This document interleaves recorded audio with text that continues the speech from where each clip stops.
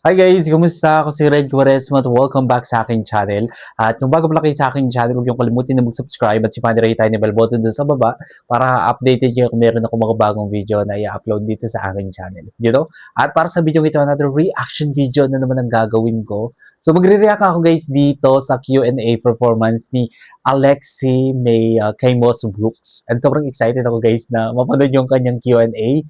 Si Alexi talagang sobrang hangang-hanga ako sa kanya kasi napakahusay niya, no? Napakagaling niya, lalong-lalo na dun sa Miss Eco International. Sobrang galing niya doon. Talagang ang husay niyang sumagot, ang ganda ng kanyang performance sa stage, talagang overflowing yung kanyang performance, talagang nag-stand out siya. And yeah, andito sumali siya sa Reyna Pilipinas 2026 and isa siya sa pinakamalakas na kandidata ng Reyna Pilipinas ngayon. Kaya panurin natin to guys, itong kanyang Q&A performance. Kaya mag-umisa na tayo. Without further ado, let's begin in 1, 2, 3, go. Tara, play na natin. Alright. So, here we go. There are undeniably Ganda so niya, many no? pageants already. What space do you hope Reina Filipinas would occupy?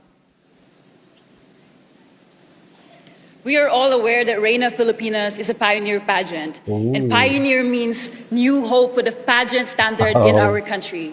I was someone who was born very poor. I lost my father back in a war in Lebanon. So firsthand, I know what it feels like to feel the violence. But I think Reina Filipinas will help me achieve this. I know that we can change the standard of beauty, that someone who is as broken as a glass can rise as beautiful as a flower. Thank you so much. Wala na, may nanalo na. Filipinas, Iloilo. May nanalo na.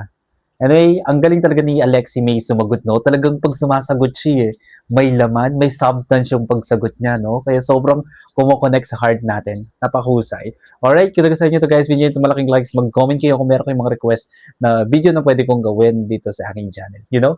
Bye po!